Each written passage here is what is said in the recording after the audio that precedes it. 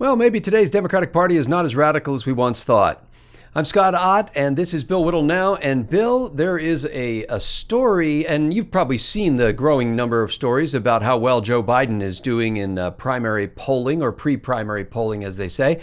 The Washington Post has a story that Democrats who were allegedly furious and hungry for change, maybe not so.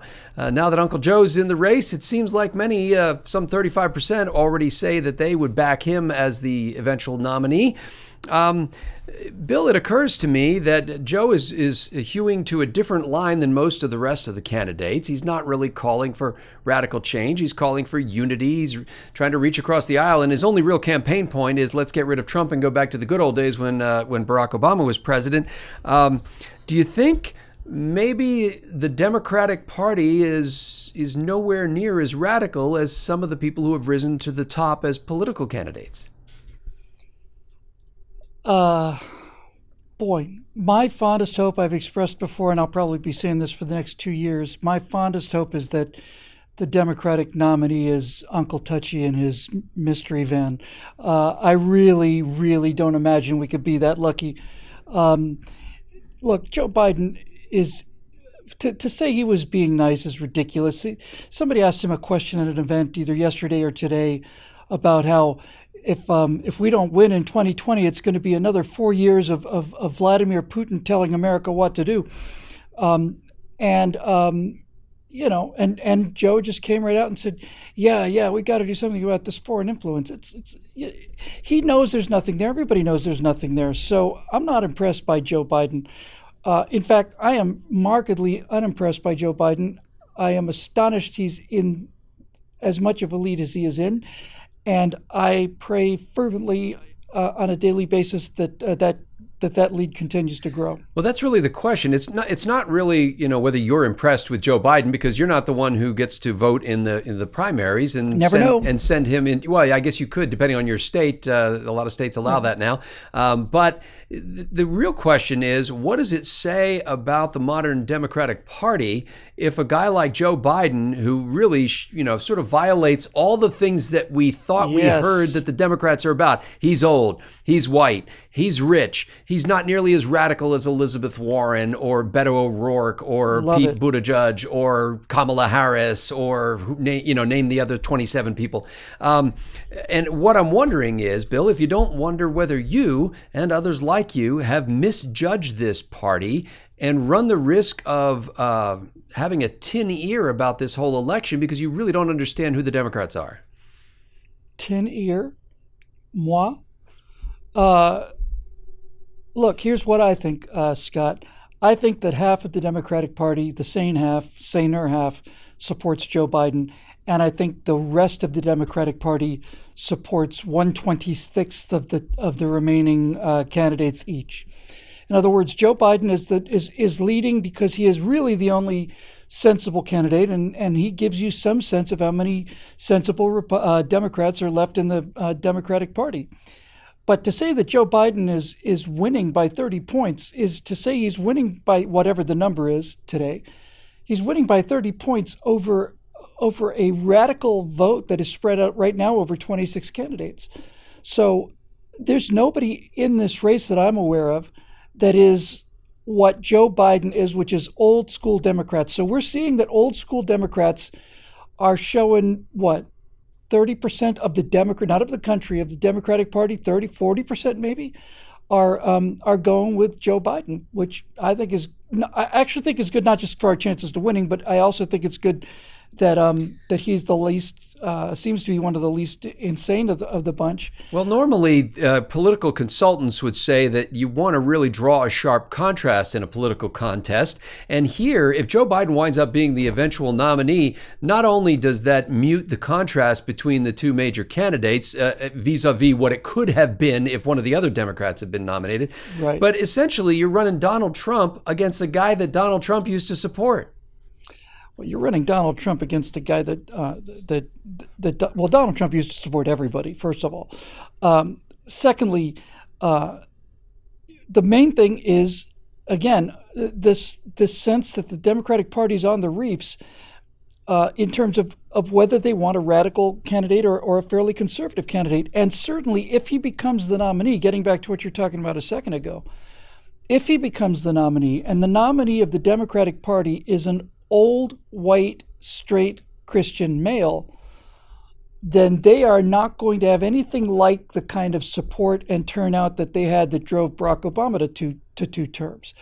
On the other hand, should they go with Elizabeth Warren or whoever you want to pick, Beto or Mayor Pete or whatever, the people who are supporting Biden, who want a sensible kind of old school Democratic Party, I don't think they're going to be terribly enthusiastic either. They need them both, and I don't think they're going to get them both. I think they're going to get one or the other. To bring in another data point on what we're talking about here, which is essentially, is it possible that conservatives or Republicans are misreading the nature of the Democratic electorate? A January poll by the Pew Research Center found that while 58% of Republicans wanted their party to become more conservative, 53% of Democrats wanted the Democratic Party to become more moderate. What do you think that says about the heartland of the Democratic Party? Well, the Republican Party doesn't have that fundamental split, Scott, that the Democrats have. 53% want the party to become more moderate. I know the statistics don't work out exactly this way, but for the sake of the argument, that means 47% is either happy with how radical it is or want it to be less moderate, more radical. That's pretty much right down the middle. Now, the split that you have with the Republicans, the number is the same, but you're talking about a conservative party that's already pretty conservative and wants to get more conservative. I really do think that this election is looking so good because last cycle in 2016, there was a definite split among the Republicans, and that was among the Trump supporters and the never Trumpers. That was a serious rift, and it cost Donald Trump a lot of votes. I think that rift is essentially gone. I don't know of any never Trumpers anymore, except I guess Bill Kristol, and he's not exactly a cultural Muhammad Ali in terms of punching abilities. So I think they're in much bigger trouble than we are structurally. And that's the reason I'm so optimistic right now. It's not that Biden's numbers are good or somebody else's numbers will be good, or maybe Kamala Harris or somebody will come out and have a nice streak. That's all fine. But they have a structural division where both sides are facing against each other, while the conservative division seems to me to indicate one is conservative and the other wants to be more conservative. Well, some Democrats, obviously supporters of former Vice President Biden, say that above all, Democrats want the country to get back to what it was before it was corrupted. And by corrupted, they mean before President Trump came along. And that Joe Biden represents that pre-corruption view of the country.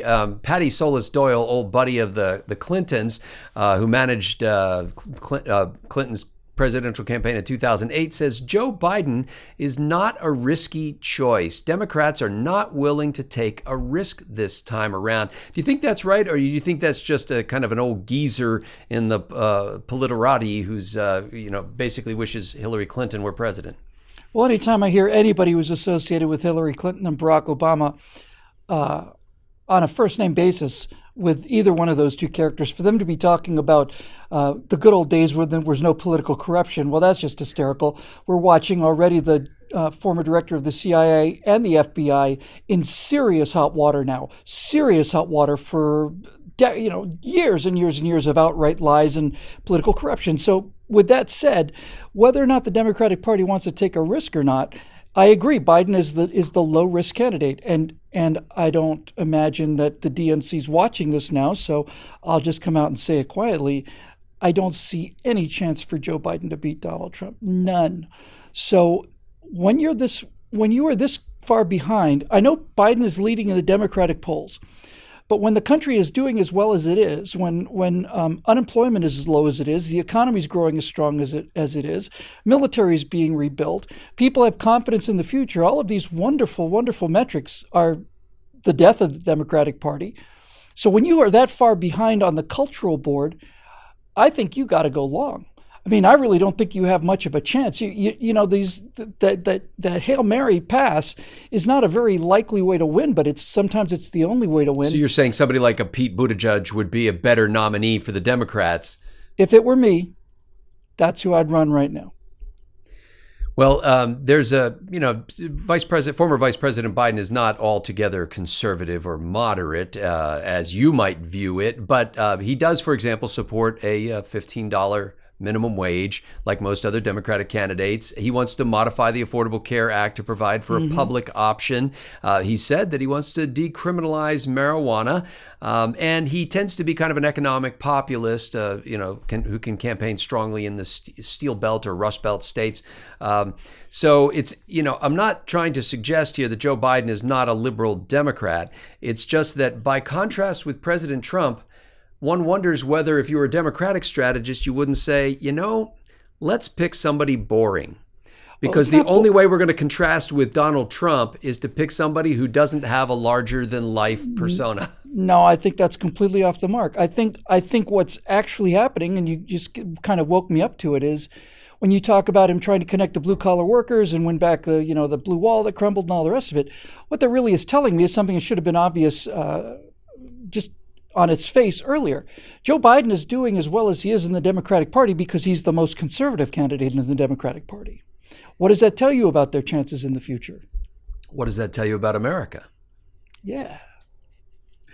Ladies and gentlemen, we like to tell you a lot about America on this show 5 days a week and on other programs produced at BillWhittle.com. Those are made possible, every single one of them, every last minute of it, by the members at BillWhittle.com who contribute from their own means each month or each year to make this kind of programming happen. In return for that, they get very little other than the good feeling of knowing that they're doing something great for the country, but they do have a little enclave of mutual encouragement called BillWhittle.com, a member-exclusive site where they've created their own blog and where they can interact with each other in threaded comments and private messages. It's a nice place to be able to go, frankly, if you're used to fighting the culture war out on the social media platforms. Perhaps you're one of those people who are like these members. Maybe you should find out. Go to BillWhittle.com. Go ahead, Bill. Another benefit is you get to save America. Oh, yes. And by the way, save America. Go to BillWhittle.com and click that Become a Member link. So for Bill Whittle, I'm Scott Ott. Thanks to the members for making this possible.